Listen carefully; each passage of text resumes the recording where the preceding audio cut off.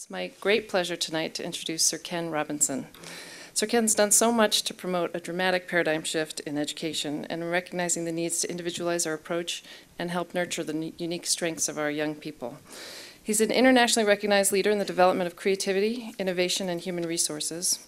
Sir Ken's advised national governments in Europe and Asia and some of the world's leading cultural organizations, including the Royal Shakespeare Company, the Liverpool Institute for Performing Arts, the Royal Ballet, the Hong Kong Academy for Performing Arts, the European Commission, UNESCO, the Council of Europe, the J. Paul Getty Trust, and the Education Commission of the States. In 1998, he led a national commission for the British government on creativity, education, and the economy. He was a central figure in developing a strategy for creative and economic development as part of the peace process in Northern Ireland, working with the ministers for training, education, enterprise, and culture. He was awarded the Peabody Medal for contributions to the arts and culture in the U.S., and in 2003 he was knighted by Queen Elizabeth II for his outstanding achievements to education and the arts. Sir Ken's written numerous books, and I invite you all to join us in the Hammer Bookstore later this evening for a book signing of his latest book, The Element: How Finding Your Passion Changes Everything. Please join me in welcoming Sir Ken Robinson.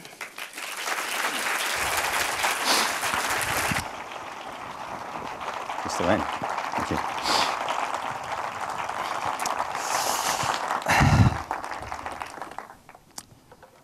Thank you, Claudia. Good evening. How are you? That's good. I've been up since 5 o'clock. That is not relevant to what I'm talking about. I just want you to know that this is punishing for me. It's great to see you, and thank you for coming. And above all, thank you to me, I think, for coming, because it'd be a bit pointless otherwise, wouldn't it, frankly, if you're all sitting there and I'm not here. I'm actually ready. You're supposed to say it's a great pleasure to be wherever you are. Even if it's not, you have to say, oh, it's great to be here, and often it's not. It is actually great to be here, because I live in Los Angeles. Quite seriously, I was born in, I wasn't, I was born in England. I should make this clear, that I'm not an Angelino, but I live here in Los Angeles, and we've lived here for 8 years now. And we love it. I've been on a national tour for this book, The Element: How Finding Your Passion Changes Everything. And tonight is the first event actually in our neighborhood. We live in Westwood. So I've been traveling all over the planet, but tonight I just pop round the corner, so it actually is a real pleasure. The book is about something which I feel is rather profound. It's about why it is that so many people, at least this is my experience of it, so many adults have no idea what their true talents are. That's been my experience, that most people have no idea really what they're capable of, what they're really capable of achieving. They kind of bump along the bottom, often doing work that they've wandered into, and yet not feeling very fulfilled by it. Do you agree with me? And yet, I also meet people who love what they do, and who couldn't really imagine doing anything else, who are transported by this thing they do, and would probably do it for free if that was the only option. They are, so to speak, in their element. And the book is about what makes the difference, what the difference is, and what it means for everybody else. And I think it's both important for personal reasons, but for other reasons I'll come to. I'm particularly delighted, actually, that it's come out right now, because we find ourselves at the end of the first week of a new presidency.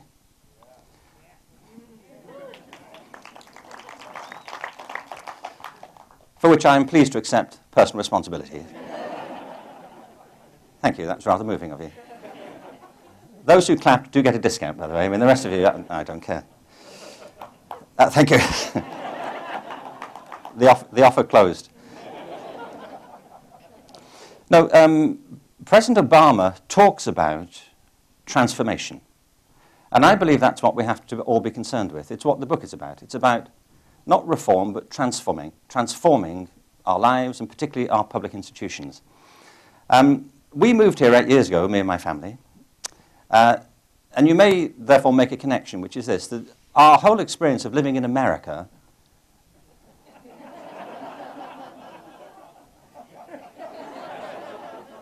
except for the past week, was under the former administration. Now, I don't wish to make a party political point here, since the book is not about party politics, but I have to say that one of the most exhilarating moments for me of the whole inaugural day was watching that helicopter take off. Wasn't it? It was fantastic. In fact, the most agonizing thing was when they couldn't seem to get the engine started. I think, go, please. We arrived here 2.5 months before 9/11. So my family and I, our entire experience of America has been under the past administration post 9/11. So, and we're still here, you know, so, so there's something about the place that we do like. And I'm hopeful of great things that will come. Incidentally, we arrived here on the 30th of June, which is 4 days before Independence Day. We had no idea. I mean, really, get over it.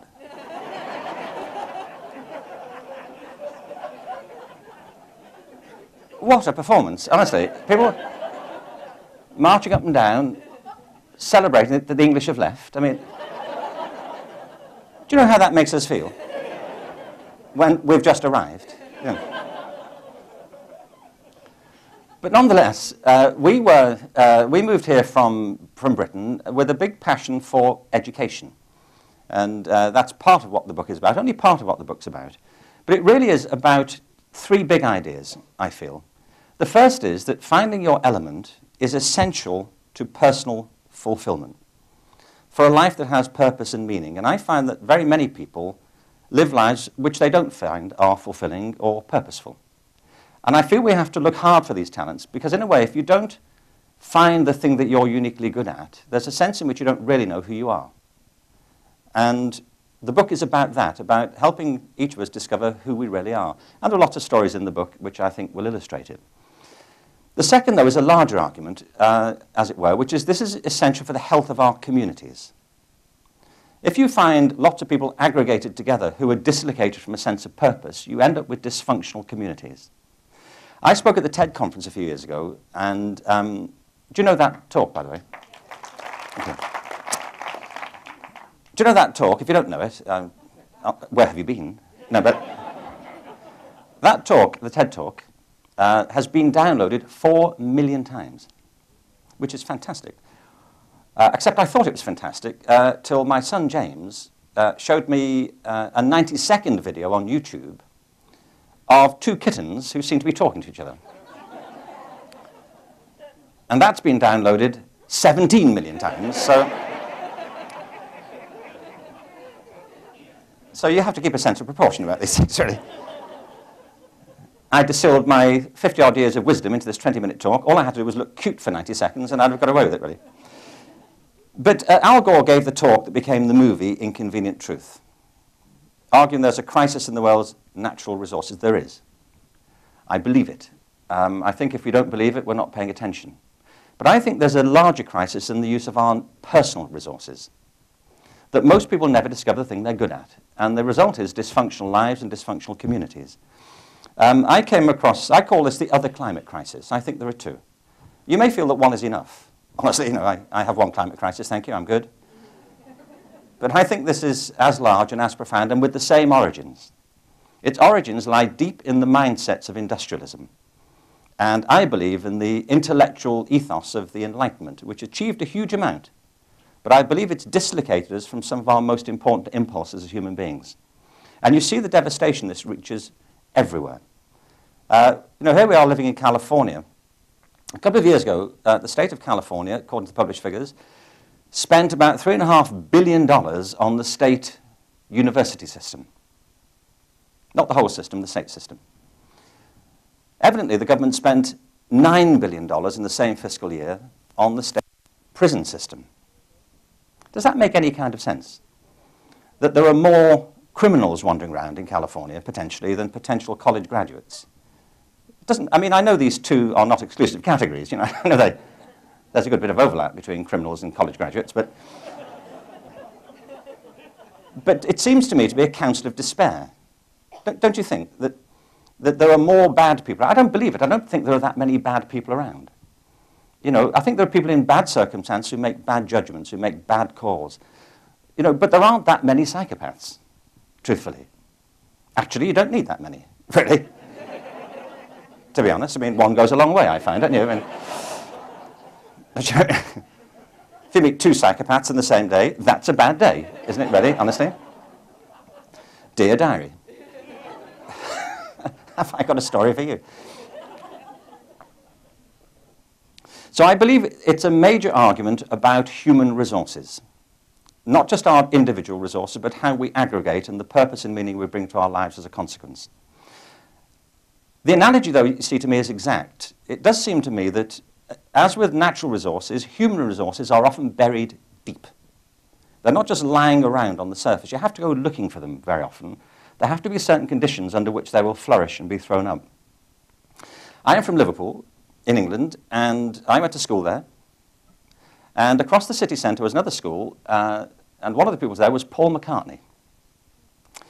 And I helped a little bit with this school, and I received an honorary degree from the school, which was given to me by Paul McCartney. Or Paul.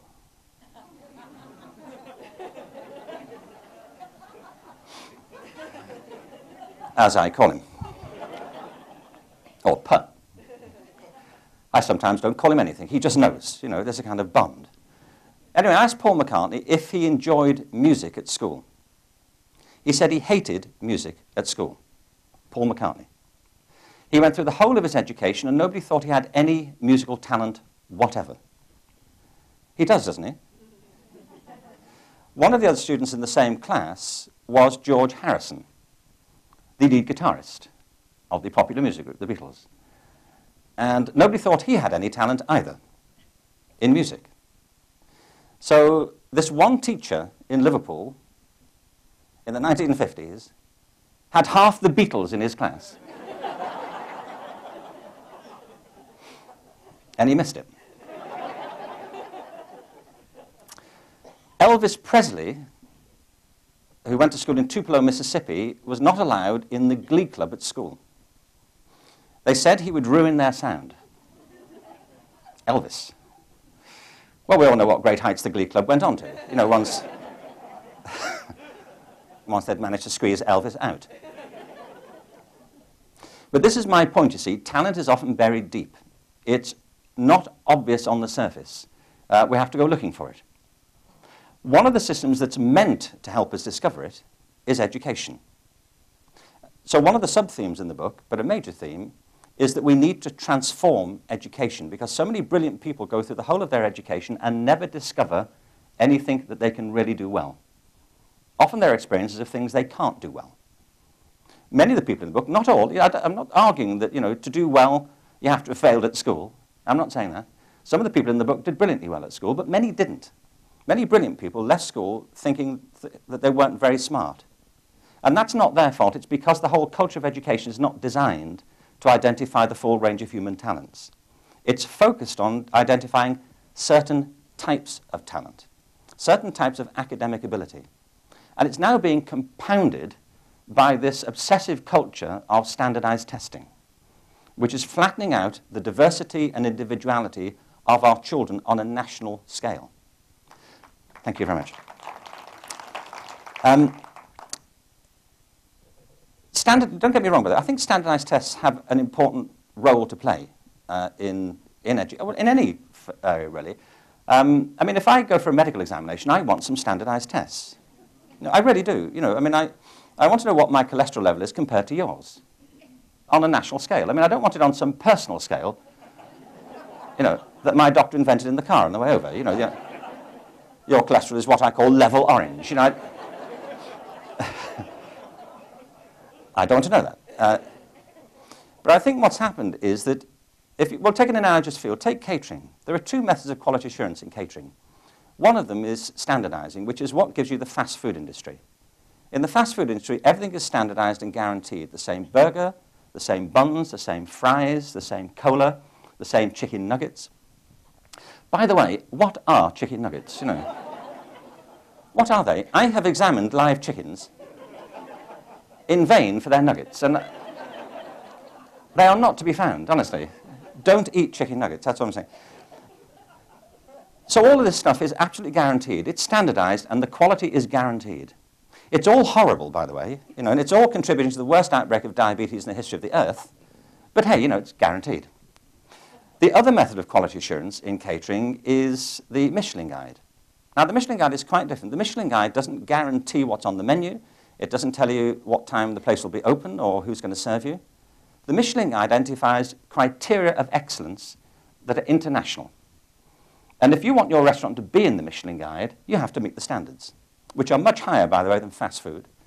And they figure out if you're good enough by sending people along who know all about it, and if you meet the standard, you're in the guide. And the result of that is that every Michelin restaurant is great, and they're all different.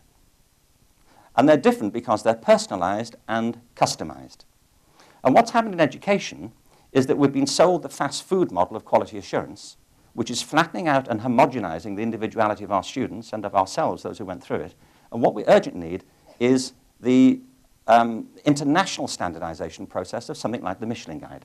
We need to personalize and we need to customize. So to me, this is a big deal because it has a huge effect on the nature of how we educate ourselves and our expectations of our children. When we came to America, me and my family, we were told that Americans don't get irony. Honestly, we were told this, and it's not true. I know that's not true, but you should know this is what people are saying about you. People are wandering around Europe going, of course, they won't get it. We're at the airport and people are saying, don't forget, don't be ironic. It's not going to work. Actually, we were given a guide when we came to America called How to Behave in America by our relocation agent. I'll get you a copy, by the way, if you're interested. I mean, if you're having social problems, it may help. I don't know. There's a troubleshooting guide at the back. You could consult according to what your social problem is. But it said things like, don't hug Americans. I'm quite serious about this. Don't hug Americans. Americans don't like being hugged. This isn't true, is it? No, exactly. It's one of those myths, like the British are very reserved. No, we're not. We're lovely, honestly. You'll get to like us and love us at some point. But anyway, we thought this was true, so we were turning up when we first arrived 8 years ago. We were going to these social gatherings, and people would come towards us, and we'd stiffen. You go, oh my God, don't touch anybody. No. And you could see people thinking, oh, that's that British Reserve thing, But it wasn't. We were just following the code. So for weeks, we were like this, whenever we went public. We were like refugees from Riverdance. We're like that. And, of course, it turns out not to be true. We found out people like being hugged generally, so we now hug people at random in the street. And they don't like it, is what we're finding. But we realized that Americans get irony. I did, anyway, when I came across the title of that legislation, No Child Left Behind. Because whoever thought of that gets irony, don't they? Because this legislation is leaving millions of children behind. Now, I can see that's not a very attractive name for a piece of legislation. Millions of children left behind, I can see that. But it is what's happening. It's a very well-intentioned piece of legislation, but it's leaving millions of children in its wake because it has a narrow curriculum, which excludes many of the areas in which many children will flourish.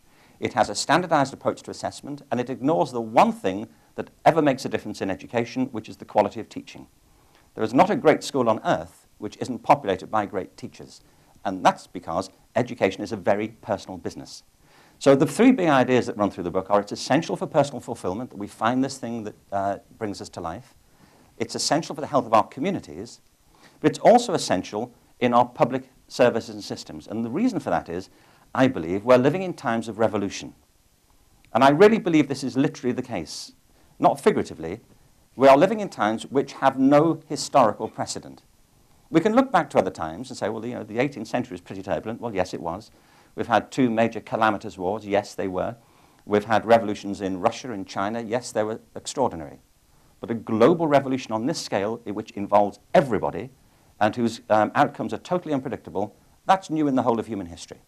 And we can't face this future with the old bag of tricks. We can't face it with the old institutional habits, and particularly the habits that we have in the way we educate our children. It's why I'm saying it's not enough to reform our lives. We have to transform them into something else. You see, the thing is about a time of revolution is that people aren't aware of it often until it hits them full in the face. What happens in a revolution is the things that you take for granted turn out not to be true. What I mean by the things you take for granted are the things that we think of as common sense. The great enemy of self-fulfillment is common sense. Let me give you an example. You see, it's hard to know what you take for granted, isn't it? It's hard to know what you take for granted because you do take it for granted. So let me give you an example of something you may take for granted. How many of you here are over the age of 30? Great. Don't you feel better now for having got that out? That wasn't what I think you should be taking for granted. Those of you over 30, would you put your hands up if you're wearing a wristwatch? Wristwatch. There you go. Thank you. How many of you here are 20 or younger? All right. Can you put your hands up if you're wearing a wristwatch? There you go. Now, it's just, I make this point. You see, those of you wearing wristwatches, did you think about that this morning? Was that like an agony of indecision? Shall I? Shall I put the watch on again? Ready? Is it a watchy day? I don't know. I mean, what are the odds of somebody asking me the time? I don't know. I mean, do you think I'll leave it till I've had my coffee? I'll come back to this. I'll think about it later. I'm too tired at the moment. You didn't, did you? You just put it on. As a matter of routine, just strapped it on and thought, here we go. Because you take it for granted, you need to wear this thing. Our kids, people actually under 25, do not see the general need to wear a wristwatch. Some people wear them, like some of you do. But on the whole, if you ask a room full of teenagers, mostly they don't wear wristwatches. And the reason is they live in a different world to the rest of us. They live in the world that is being transformed and revolutionized by digital culture. A good friend of mine, a guy called Mark Prensky, talks about the difference between digital natives and digital immigrants. What he means is if you're over a certain age, 25, let's be clear about it, we were born before the digital revolution began. And we kind of have second-hand sort of digital phrases. But our kids were born before this began. So they speak digital in a way that we don't. And their lives are being transformed in ways we can't gather directly by digital relationships and digital opportunities. You see, they don't wear wristwatches because for teenagers and people in their early 20s, they've grown up with the time being everywhere. It's on their iPhones, on their iPods, on their laptops. It's everywhere. They don't see the point wearing a separate device, to tell the time. And I remember my daughter saying to me, why would you do that? Anyway, it only does one thing. Do you know what I mean? It's like a single-function device. I mean, how lame is that? And I said, no, it tells the date. That's what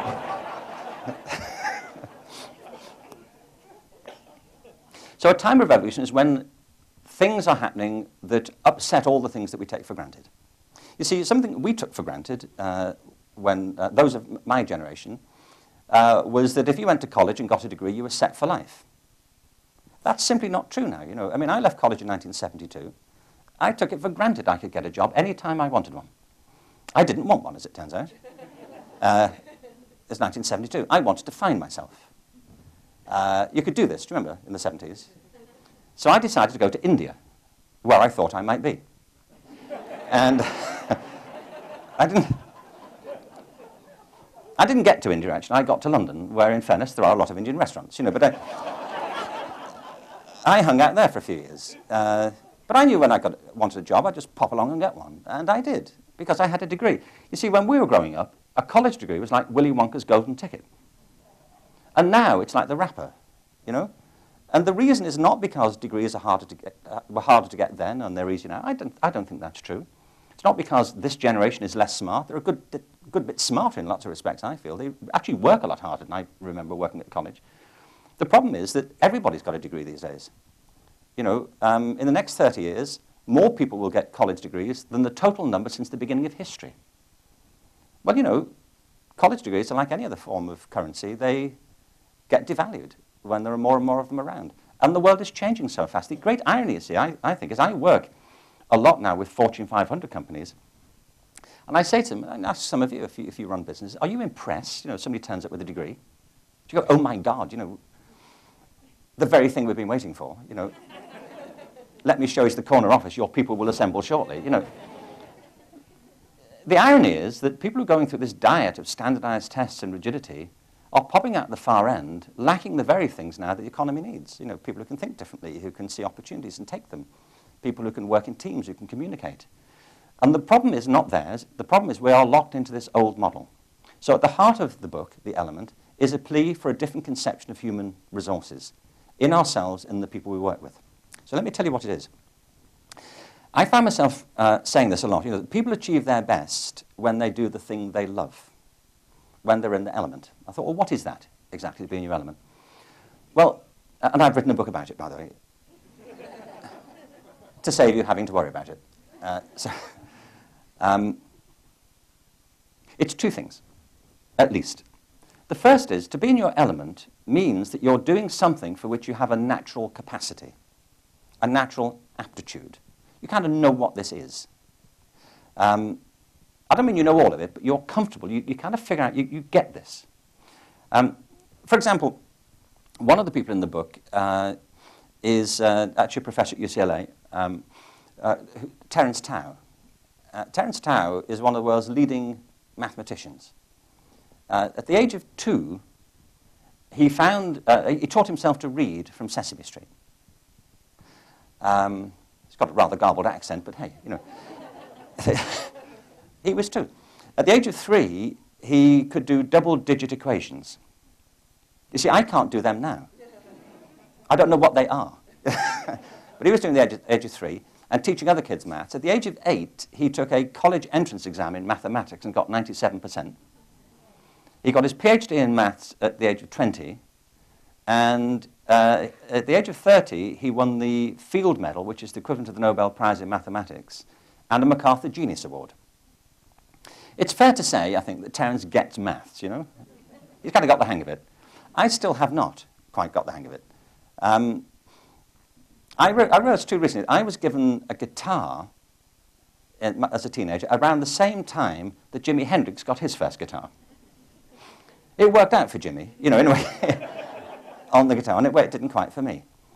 So part of it is having this natural capacity for something, knowing what this is. And it's very different for all of us. We all have very different capacities, and we feel these opportunities in a very different way.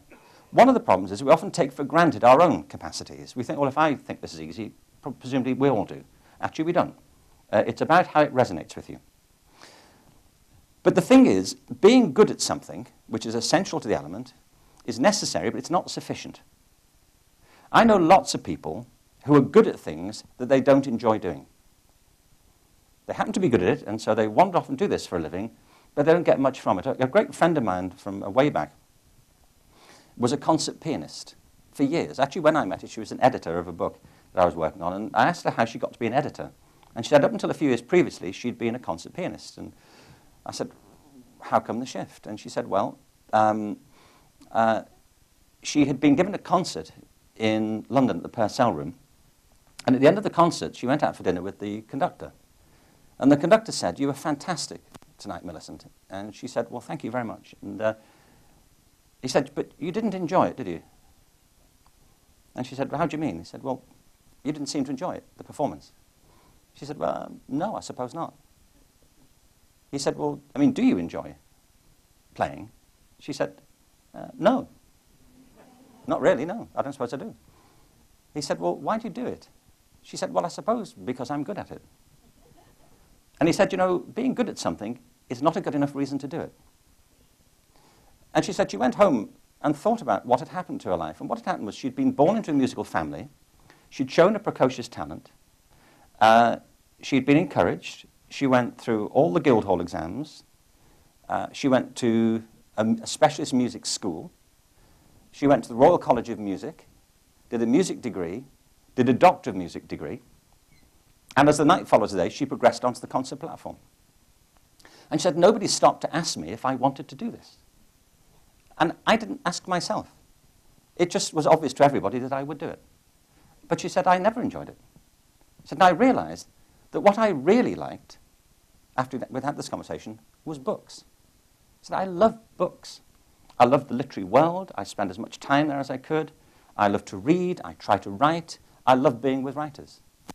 And she said, I had been denied that and had denied myself that my whole life.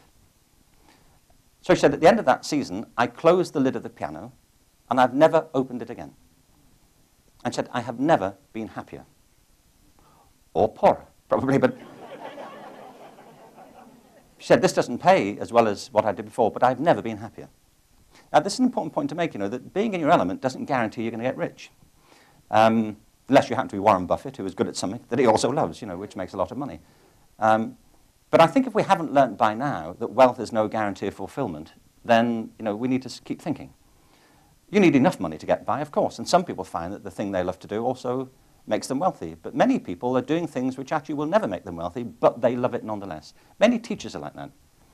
I meet lots of teachers, and I have great respect for teachers. I've worked a lot with teachers, and they'll often say, I always ask people, what do you do, and do you like it? And teachers often say, I just love this.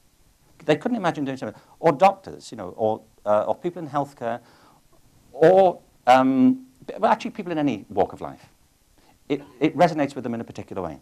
The thing that worries me about this, you see, is we're often steered away from these things by well-intentioned people, or made to feel, if we don't fit the mold, that we're at fault. I was in Danville in Northern California a couple of days ago, signing a book.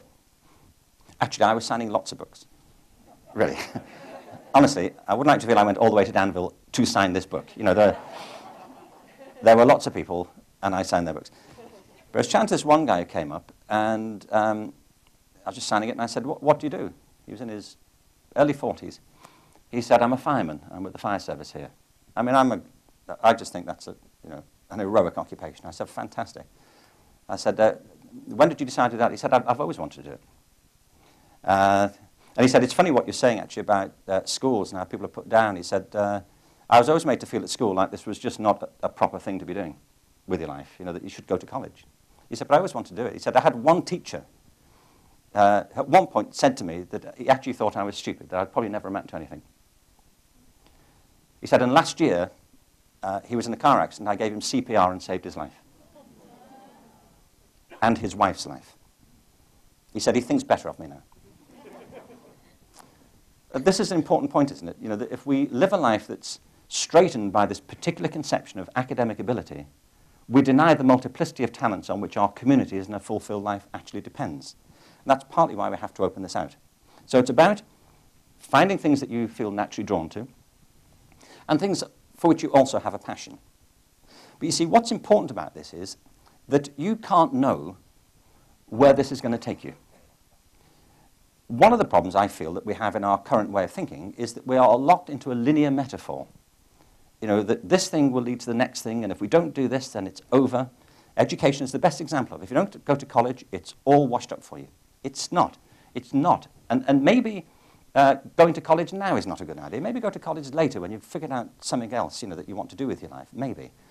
But this linearity is rooted in the industrial mindset which has shaped our culture and particularly our education systems.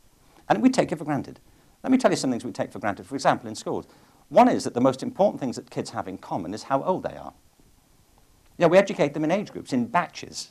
All the 4-year-olds, all the 5-year-olds, all the 6-year-olds, that's the most important thing they have in common.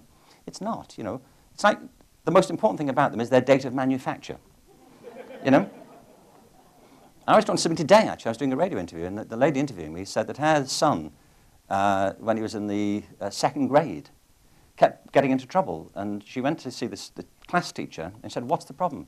And she said, he keeps getting up and wandering around.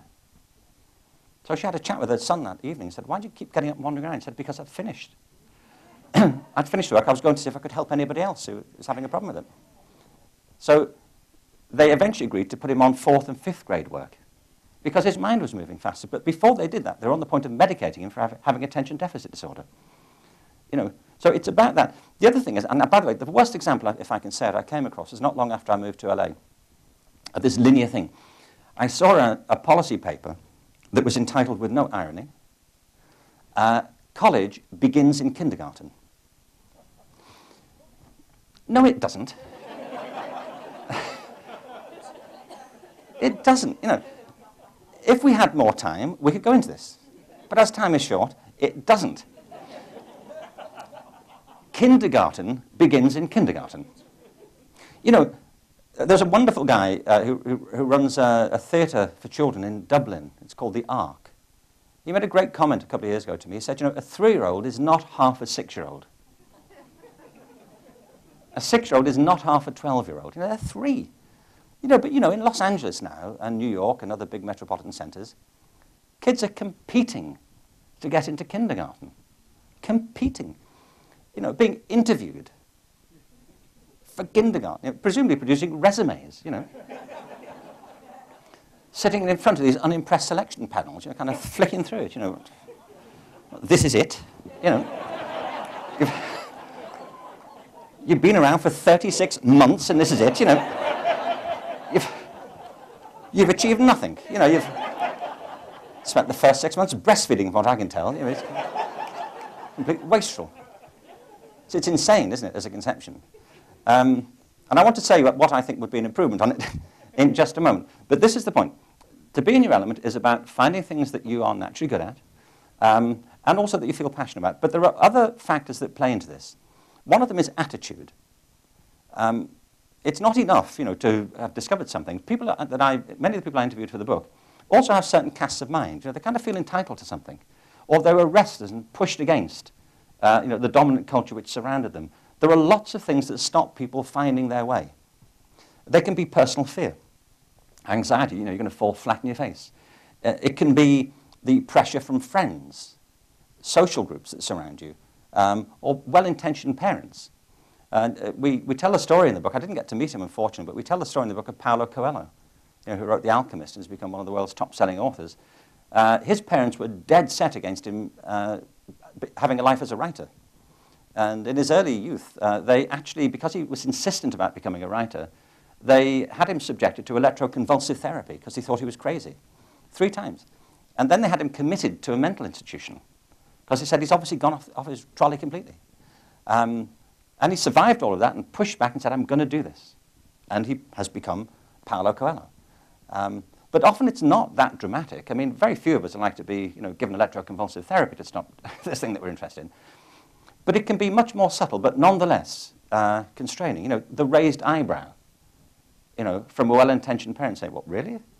You're going to do that? Are you serious? Or friends who just kind of dampen it down because you run against the grain of the popular culture. Or it could be where you are. You know, in the end, it's also about opportunity. You know, there aren't that many pearl divers in the Sahara, you know. Not many rodeos take place in the Arctic Circle. You know, it's about opportunity too, and finding your way to push back against the dominant culture to achieve that. So it's about attitude, it's about aptitude, and it's about opportunity. And it's also about this thing of passion. But it's also about challenging what we take for granted about ourselves. Let me ask you something else that you may take for granted about yourself. How many senses do you have? Don't agonize about this, go on. 5, okay, go on. Smell, taste, touch, hearing, sight. Any other ones? Intuition, thank you very much. That's how we tend to think of it, isn't it? Maybe 6 senses, you know, the 6th sense. Now, there's something different about the 5 senses and the 6th. Because the 5 senses that we first mentioned are what physiologists would call real senses. You know, there are organs that do it. Eyes, ears. If they're compromised, you know, you're not quite as good as you were. Intuition is a bit different. It's not quite clear what does intuition. You know, it's a kind of spooky sense, isn't it? That girls have more of. This is the plan. You know, so we've got like 5 real senses and a spooky one. I came across a great book recently called Culture and the Senses by an anthropologist based here in California called Catering Gertz. She'd spent a lot of time with a group called the Anglo-Ewe peoples of southeastern Ghana. They had never thought that they had 5 senses. This isn't some recalcitrant group. You know, it's an advanced community. But they'd never thought they had 5 senses. Now, that's interesting right there. You see, in our culture, we count everything, don't we? We live in a world where we think if you can't count it, it doesn't count. And this counting, we can date back again to the Enlightenment, where we started to classify. Linnaeus was classifying the natural world, and we classified our own senses. So, okay, they bought it and said, okay, 5 senses, what are they? And they counted them out. And the people of the Anglo-Yves have essentially said, well, what about the other one? And I said, well, how do you mean the other one? And I said, well, the main one. Why don't you count the main one? Now, this is a real sense that you have got that is conducted by organs in your body. It's not a spooky sense, and if you can't do this, you can't function. Do you know what it is, if you think about it? You may know that you've had the time to ponder. I'll tell you as time is short. This is the sense of balance. Now, balance is fundamental to your functioning in the world. It's fundamental to your sitting there, getting in the room, getting out of it again. Actually, it's more important in some ways than the other senses. If your sight is compromised but your balance is okay, you can function. If your balance is compromised by alcohol or infection, it's very, very hard to get by in the world. And yet we don't count it. And the reason we don't count it is because we've grown up in the world where we've been told insistently we have 5 senses and a spooky one. So it's now become a closed question. We don't need to revisit. We thought we did the senses when we were in kindergarten. That was all dealt with. We didn't even go back to that. A physiologist, by the way, will tell you you have 9 senses, not 6. I won't tell you what the other ones are. You can work it out, or we'll work it out together later on. Somebody who displays this, I came across this great guy we have in the book called Bart Conner. Have you heard of Bart Conner? Bart Conner, I met him in Oklahoma, and when Bart was 6 in Morton Grove, Illinois, he found that he could walk on his hands as easily as he could walk on his feet. I mean, that to him was what maths was to Terence Tao. You know, he could just do that. It wasn't much use to anybody, you know, but it won him social points. And then he found, as he got a little bit older, that he could walk upstairs on his hands as well. Well, again, you know, it wasn't a great career advantage, it didn't seem at the time. But he said, you know, it kept him in the kind of social frame. You know, if there were parties at the house and the conversation lulled, you know, his dad would say, Bart, just do the hands thing there. Yeah. His mother, however, paid attention to this. And a couple of years later, I think when he was around 8, she suggested to the gymnastics teacher at school that they take Bart to the gymnastics centre downtown. So they did. And Bart said he walked into this centre. He said, I can't tell you the feeling I had. He said, to me, it was like a mixture of Disneyland and Santa's Grotto. He said, you know, there were ropes and trapezes and vaulting horses and wall bars. He said it was totally intoxicating. Now, you see here again, I do not have that feeling when I go into a gymnasium. You know, when I go into a gymnasium, I want to get intoxicated, you know. But anyway, he went in there, and because he loved it so much, he went every day for the next 10 years. And 10 years later, he walked onto the mat at the Montreal Olympics, representing America in the male gymnastics squad. And he became the most decorated male gymnast in American history. He now lives in Norman, Oklahoma. He's married to Nadia Comaneci, you recall. They have this amazing gymnastics school in Norman, Oklahoma. And he and Nadia have become leading figures in the world Special Olympics movement, which has helped to liberate the physical capacities of tens of thousands of disabled Olympians. It's a wonderful trajectory. But it also illustrates an important point. Apart from the capacity and the passion, it illustrates something else which is profoundly important about organic development. He did not know, and nor did his mother know, what would become of investing in this capacity that he had. It was just clear to his mother that this was important about Bart, and it was to be encouraged. It wasn't like she had a grand plan. You know, I doubt very much she was thinking, well, hang on, Bart can do this. There's this girl in Romania. You know, we move it right, you don't know. What she did was encourage something special in him. And what that did was create a relationship with the world that Bart was living in, which fed his talent and enriched the world he moved into. That's what I mean about organic growth. A healthy organism lives reciprocally with its environment and shapes and enriches the environment on which it depends. And it's true with us too. If we're fulfilled, we enrich the environment which feeds back and enriches our own lives. But we can't plan the outcome. I mean, most of us had no idea what we would be doing at this point in our lives, I guess. I mean, you compose a narrative when you come to write your resume.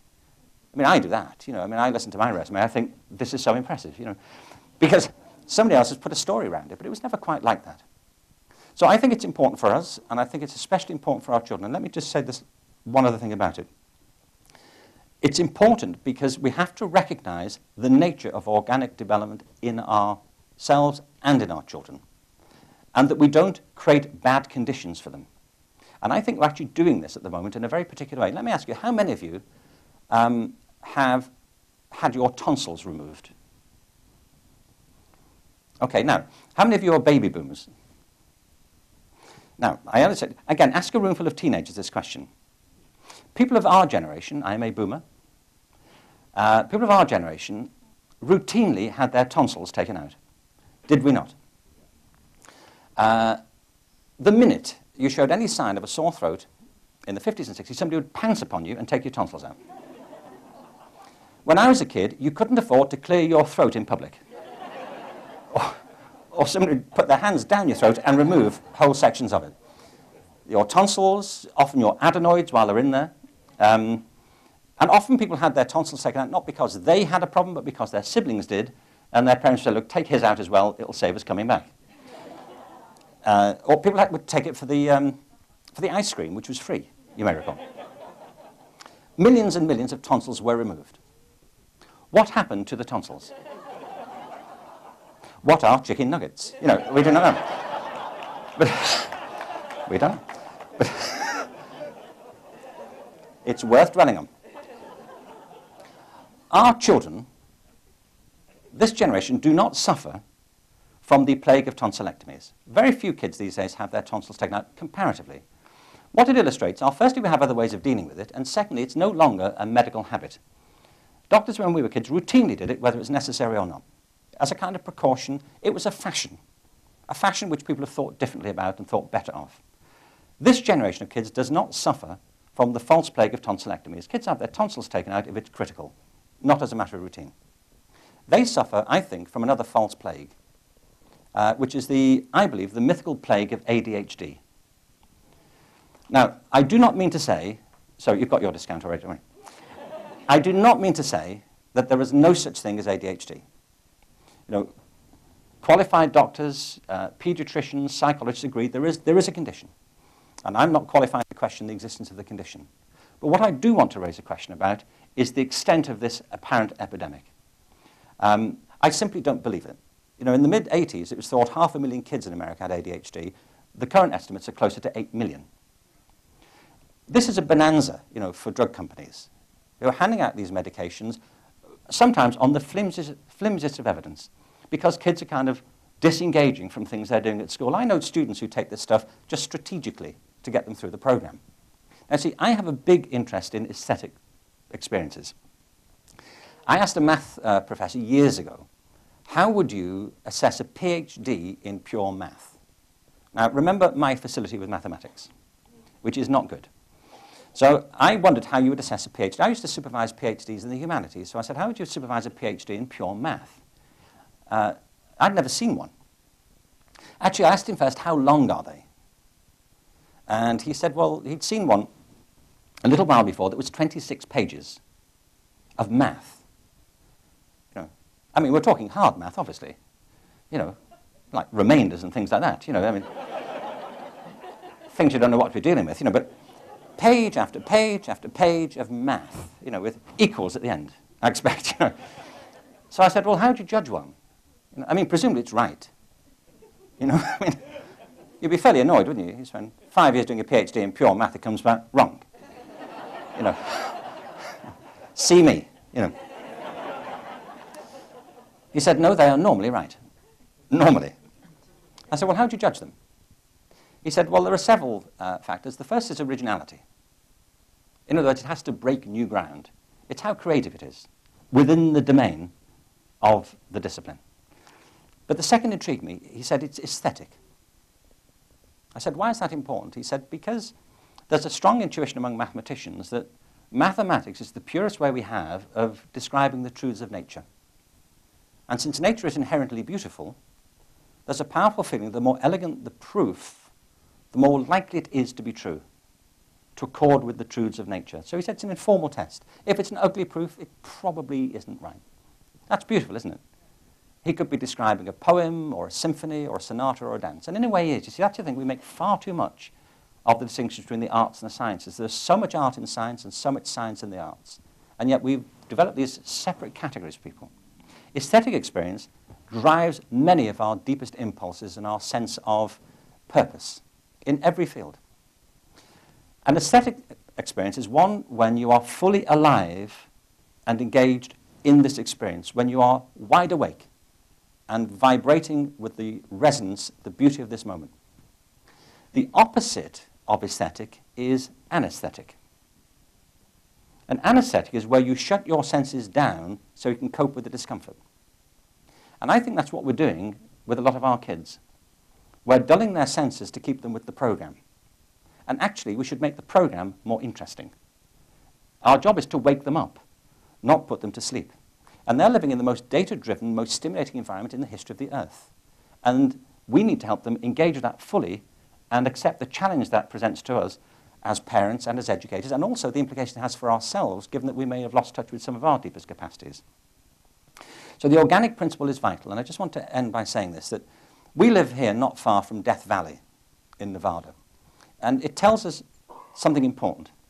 If you look at the management chart of most organizations, whether it's a company or a school or an art gallery or whatever it is, if you look at the management chart, it looks a bit like a technical drawing, doesn't it? You know, you have boxes and lines connecting it and dots. It looks like an exploded component.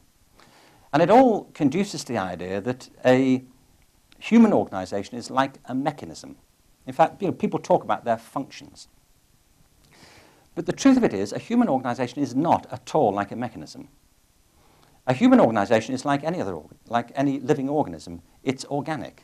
It's much more like an organism than a mechanism. It depends on feelings and connections and relationships and motivations and sensibilities, all those things. I mean, if all the people leave the building, there's no organization left. The organization is the people and their relationships. Gardeners know something that we, I think, should be applying to our own lives. We should get away from this industrial metaphor and return to a more ancient metaphor of agriculture. Farmers and gardeners depend upon making plants grow and having healthy plants flourish. The irony is they can't make it happen. Plants grow themselves. What gardeners know are there are certain conditions under which it's more likely to happen, and their job is to provide those conditions. And I think the same is exactly true of human beings. In certain conditions we flourish, and in some we wilt. Death Valley is called Death Valley because nothing grows there. Nothing grows there because it doesn't rain. In the winter of 2004, it rained. 7 inches of rain fell on Death Valley. And in the spring of 2005, something remarkable happened. The whole floor of Death Valley was carpeted with flowers. As far as you could see, people came from all over America to witness this phenomenon that they may never see again. Death Valley was alive. Actually, what it demonstrated is that Death Valley was never dead. It's asleep. It's dormant. Right beneath the surface are the seeds of possibility, waiting for the conditions to come when they will flourish. And then it stopped raining and it all went back in. And the life did what life does. It protected itself in a husk against the harshness of the environment. And I think it's exactly the same with people. It's the same with kids, it's the same with you, with me, and our communities. If the conditions are harsh, people get protective and hostile. If you change the conditions, they start to flourish in a different way. And that's really what we should be concerned about, not treating schools as factories or organizations as mechanisms, not standardizing and homogenizing, but personalizing and customizing around the core talents that make us truly human. There was a great conversation I read recently with Michelangelo. My high Renaissance Italian is not good, by the way, so I shall paraphrase it. But effectively, he was talking about making the David, you know, that extraordinary statue. And he said, you know, I can't really take responsibility for that. or credit for it. I didn't create the David. I revealed it. It was in the stone already. I just found it. He said, naturally, it's easy. The job of a sculptor is easy. All I had to do was to remove the parts of the stone that were not David. And it revealed itself. And I feel, in a way, that's what we should be thinking about as we look at ourselves and the people around us, getting the things out of the way that aren't really us and letting the things inside us that are us start to come to life and give them some breath and some life. He also said something very interesting, Michelangelo. He said, the problem with human beings is not that we aim too high and fail. More often, it's that we aim too low and succeed. So part of, I think, this process of being in our element is to start rethinking the richness of our own capacities and to think better of them, and to create the conditions under which that will happen, the things we're good at and the things we might love to do. Because in the end, I really believe it, fundamentally, for us, for our children, for our schools and our communities, finding your passion changes everything. Thank you.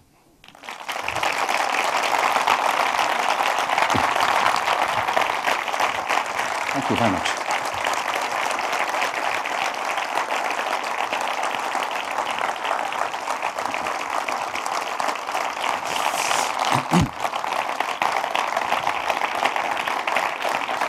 Thank you very much. Thank you. Thank you very much.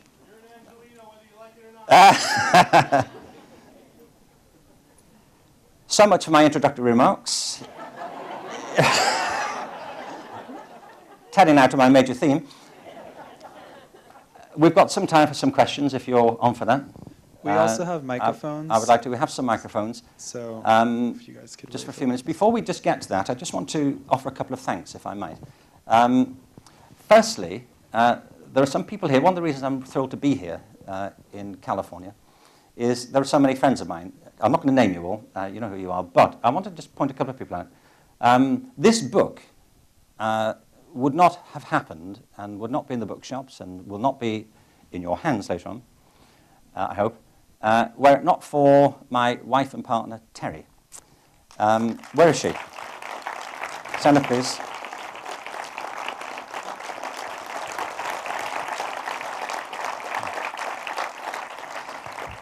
A couple of years ago, I was at a conference and I was telling the story of Julian Lin that some of you may remember from the TED conference. And I came off at the end and I said, I'm going to write a book about these things at some point. These are foolish comments to make in front of Terry. She said, when are you going to do that book? I said, oh, soon. And I kept procrastinating. Eventually, she started it herself. Rang people up, started doing interviews, found an agent until I was totally embarrassed and had to get on and do it. So she really did foster the whole creative process, and I just want to acknowledge her publicly for the great work she did.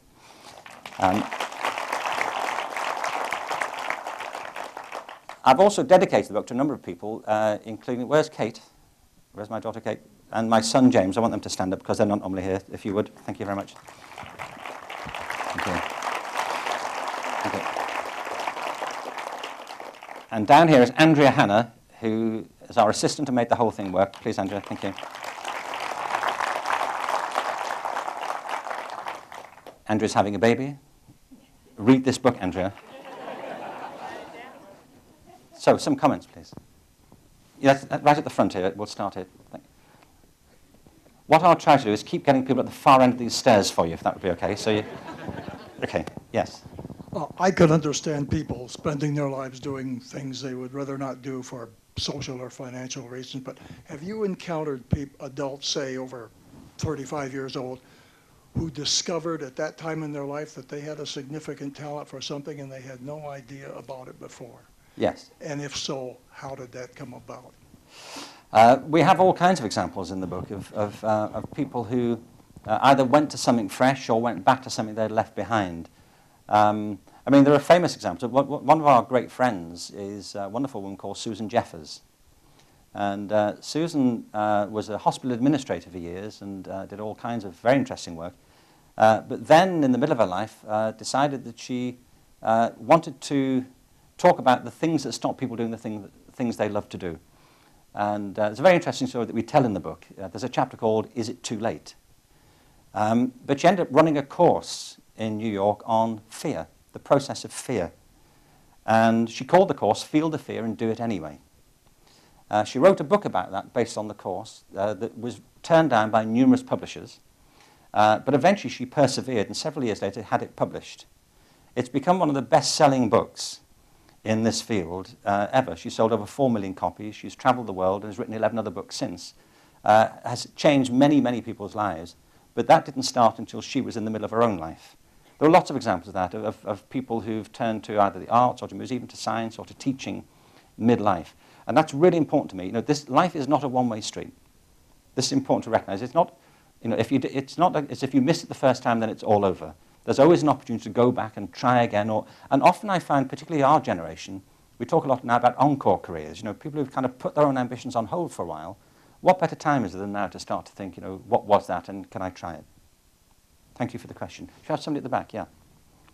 Yeah. Thanks. I think the next one will be over here somewhere, don't you feel? If you want, I can walk over there. No, no. No? Right. A few years ago at the Getty, I had the pleasure of having lunch with you.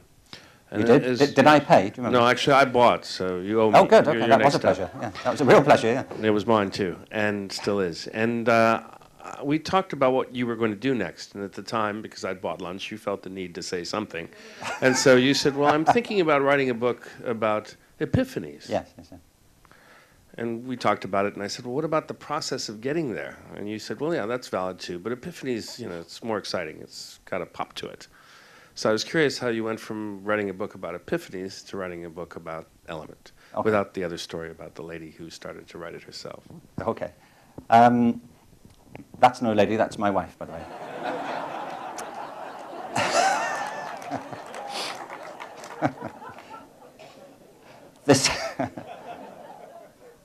This is the book that began life as Epiphany.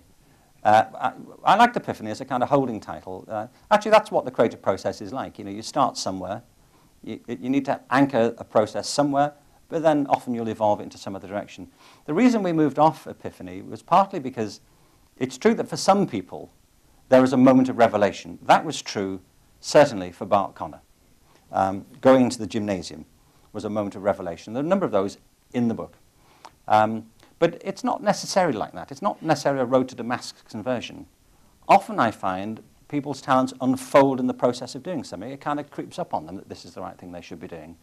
And so describing what the centre of it was, you know, being in your element, seemed to us to be a better thing altogether. And the other way in which it shifted was originally the book was going to be a collection of stories, topped and tailed. But we came to realize that what's much more important is what these mean for everybody else. You know, that it's not just the stories, it's what the implications are. In a way, the book isn't about the people in it, it's about the rest of us. And that's what we try to do. So do I owe you lunch? Is that what you're getting at? I'm available next week. Unfortunately. Go on. Yes. I'm tied up most of this year, actually. No. Let's talk. Yes. Hi, good evening. Thank you. I have to tell you, with all due respect to your wife, I love you. This book is so Do you remember needed. I said not to mention that when she was here? This book is so needed for the masses, and I completely agree with your premise, probably because I have lived it and only have found my passion in the past 3 months due to the rest of the world not wanting me with what I thought I was there to give and had proven time and time again. I have been a realtor. I went to law school on scholarship. I've been a diplomat. I've been a marketer. You name it, I've done it in pursuit of finding my passion, and I have finally found it, and I have never been happier. And now that I found it and started my company, I have more clients than I know what to do with. So finding your passion doesn't necessarily mean you'll be poor, and I actually believe that when you do what you love and you're good at what you love to do, the whole thing will come together. Thank you so Thank much. you very That's much. great. Thank you very much. Thank you. Can I just say, by the way, we've launched a website for the book called theelementbook.com. And we have a blog there, and we're really interested to get people's stories as well up there. So thank you for that. Let's have somebody from over here, if that's all right. We've got more than one microphone. Yes.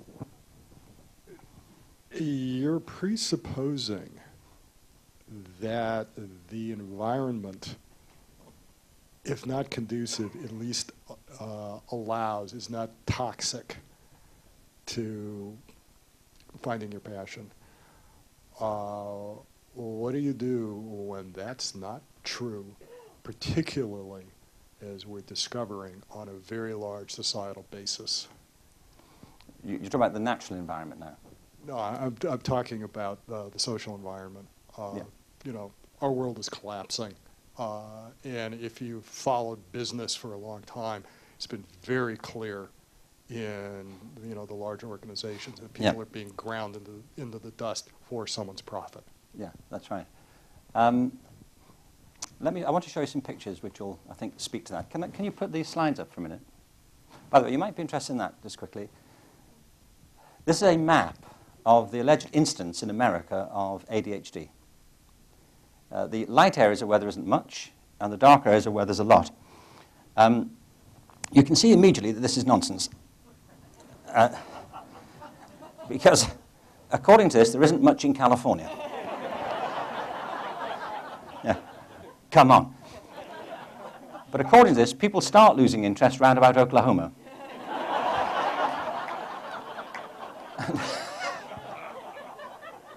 And get more and more distracted as they head east until they get to Washington and can't think straight at all, which may be true. Oh, that's Death Valley. Isn't that fantastic, in the spring of 2005? Just have a quick read of that.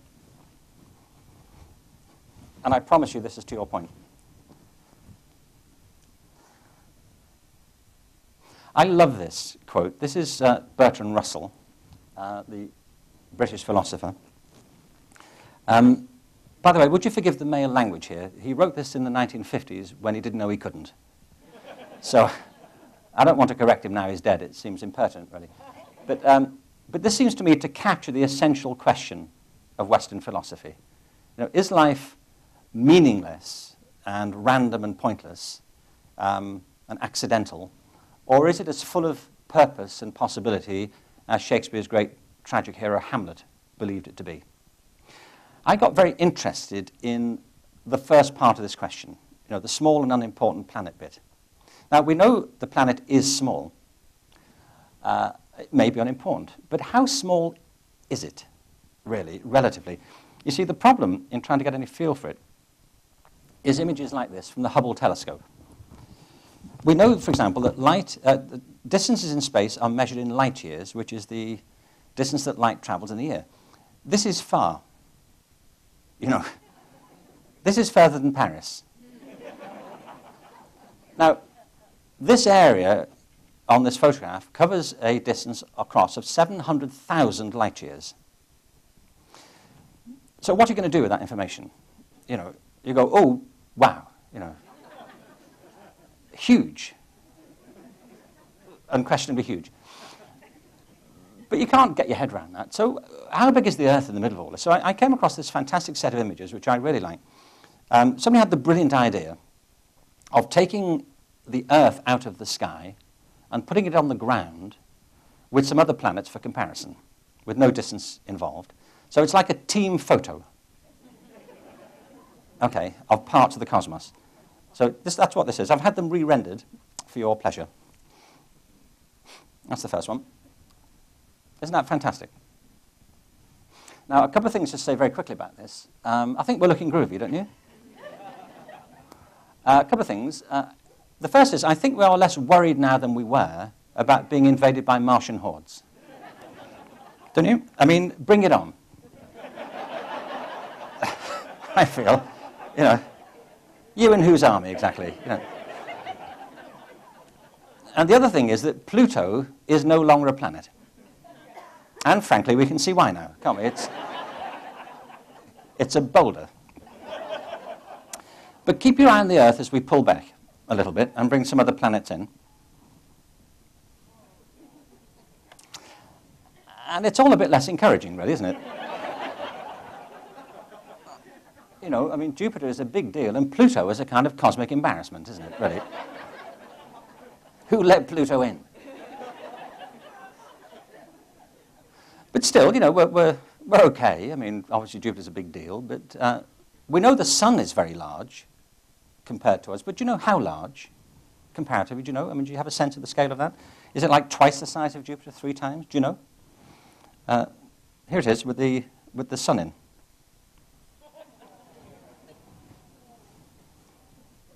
Did you know that? Just one quick question, by the way, while we're here. How come we can't get all the energy we need from that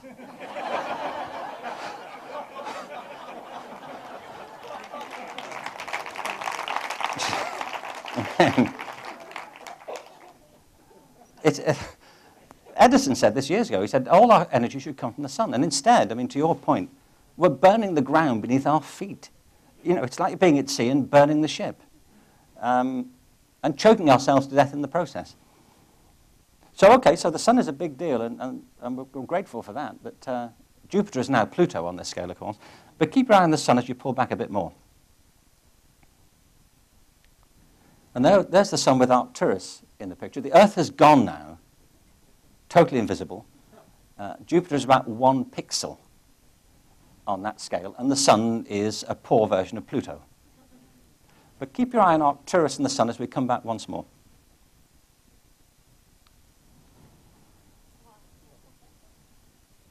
The sun is now 1 pixel, Jupiter's gone. And by the way, these are just a few of the bodies in the near neighborhood of the cosmos. So when you go back there, yeah, we are, in cosmic terms, pitifully small, inconceivably tiny. Now, I just want to make a couple of quick comments about this. The first is that whatever you woke up worrying about this morning, get over it. Honestly, I mean, make the call, apologize, and move on. Because it was almost certainly your fault if you think about it. But the second thing is this, that we may be pitifully tiny in cosmic terms, may be scrappy and unimportant. But nonetheless, we are still the species that did produce Hamlet, and the Sistine Chapel, and the David, and the great religions of the world, and quantum mechanics, and digital culture, and 6,000 languages currently spoken on Earth, and the great edifices of human culture from the beginning of human history. These are not insignificant achievements. And I believe we owe all this to a single capacity that distinguishes us from every other species on Earth. I mean the power of imagination, the power to bring to mind things that aren't present to our senses, however many senses it turns out we actually have. Now, I don't mean to say that other animals don't have imagination. I don't know. I do know there's some striking differences. If you take a small child into the garden and point at the moon, the child will look at the moon. Take your dog into the garden and point at the moon, and the dog will look at your finger. You know, quizzically. Other animals sing, but they don't compose operas. You know, they communicate, but they don't write plays. They look puzzled, but they don't write tomes of philosophy. They get depressed, but they don't listen to Miles Davis and drink Jack Daniels, you know? And hang out saying, yeah, I've got this coyote thing really bad, you just don't understand. And they don't sit around in forest clearings looking at these images going, I had no idea. This capacity we have is the most extraordinary power that, so far as we can tell, is unique to humankind. And we owe everything that we take for granted to it, and its applications through the creative process. And my point is to you, is that yes, the world is in a parlous state because of our actions for the most part. And we have it within our power and our capacity to begin to remake some of this. It won't be quick and it won't be sudden. But we do have the power to do that. We have the capacity, beginning where we are, in our own circumstances, in our own way. I believe under this new presidency, the chance have improved dramatically, although the situations are pretty parlous. But I never give up on this. You know, we've faced bad times, and I think we have extraordinary problems to face in the environment and in our cultural relationships. But changes happen, quite profound changes happen, and we have at the moment the most sophisticated communication systems in the history of the Earth, binding people together in a different way. And if we know anything about human history, surprising things can happen where the will starts to generate itself. And I don't think I'm deluding myself. I feel I travel a lot around the world, and I find people shifting their position, wanting to figure these things out, seeing that this old system is collapsing for good reasons. And, you know, if you accept the organic metaphor, always beneath the ruins, there's new growth coming up, and it's the new growth I think we have to encourage and go with. Let's just have a couple more quick comments, then we'll finish. Thank you. Let's, person over here. I think let's just have a couple of quick comments, then we'll wrap this up. Yes. Thank you. I have a question about, I don't know if you talked in your book about dreams and how people tell you to not give up on your dreams. And that's a really, it pertains to me right now, and how I've been good at something, and I go to college, UCLA, thinking I'll be good at it, and I encounter some classes, some new stuff that's just not way over my head. And so now I talk to people, I talk to counselors, they say, just hang in there, and, you know, and there's this common idea that, you know, you will be challenged if you want to do something that you want. So where's the boundary? Where's this thin line when you think, or you can say that it's time to give up, time to move on, find my other passion. And for a person like me who likes a lot of stuff, it's even harder. So I don't know if you talked about in your book about when to give up, if that's the right term to say. Thank you. That's obviously a very personal call, you know. Something I would want to hang on the question, though, is that I'm not suggesting that people are limited to one thing. I don't think, you know, for everyone this just is one thing. Many people have many things that they love and feel equally passionate about. Occasionally, some things move ahead of the rest, and they spend more time on that than something else. You know, if you look back to the great polymaths of the past, you know, to the Renaissance, people didn't feel they had to over-specialize at that point. And I think for as long as you can keep things in balance, there's no reason why you shouldn't try to do that. I think in time, something will show itself. You know, it'll become clear where your energies are really being drawn most powerfully. Should we just have one more? Who have we got?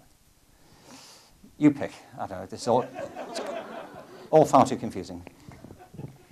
You mentioned teachers earlier. Yes. And in your opinion, how can we produce better teachers?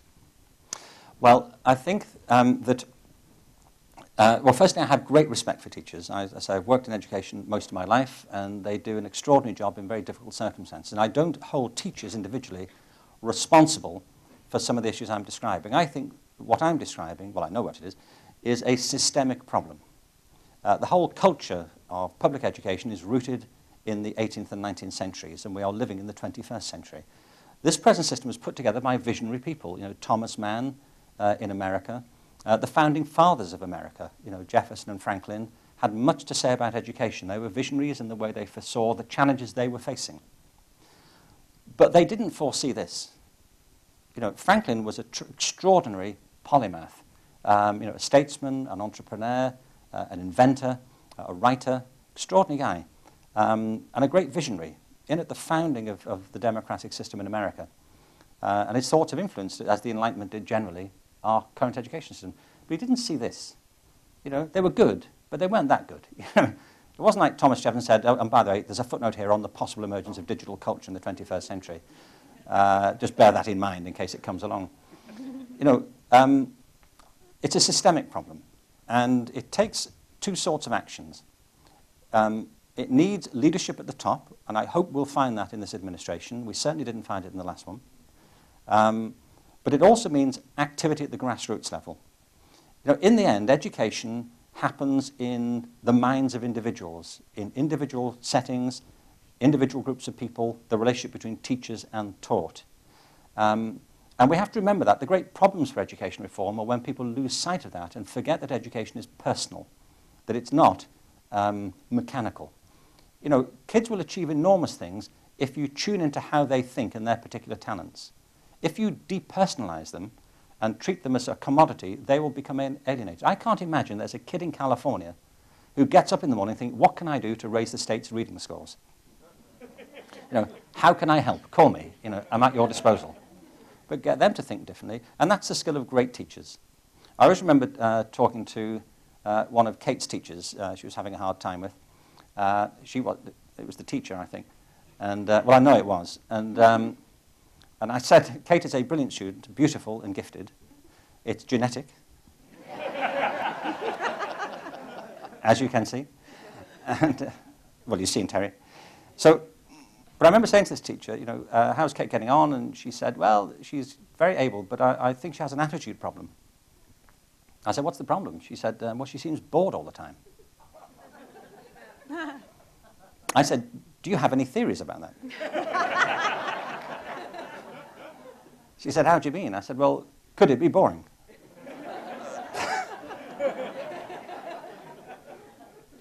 This is a French class, and she said, well, you know, we try to make it as interesting as possible, but you have to accept that some aspects of learning a language are just boring. I said, well, I don't, you see. I really don't. I mean, I'm not aware of thousands of French teenagers giving up on French every year on the grounds it's too tedious, you know. I'm moving to Denmark, where it's much more interesting, you know, to speak Danish. This is nonsense. I said, no, that's not the problem. The problem is you are boring. You know, I've been with you for 5 minutes, and I'm already stultified, you know. Great teachers make anything interesting. That's what teaching is about. And we will not improve education anywhere until we invest in the power, creativity, and vocational integrity of great teachers. No education system is better than the teachers, ever, anywhere. Okay, we ought to stop because we're trying to wring money out of you here. But let me again thank you for coming. I've also just realized that the lady I was talking about, Susan Jeffers, is here, and I want to acknowledge Susan. Susan, if you wouldn't mind standing up, if you can, who wrote Feel the Fear. A great friend of ours as well, who's a pediatrician, Harvey Karp.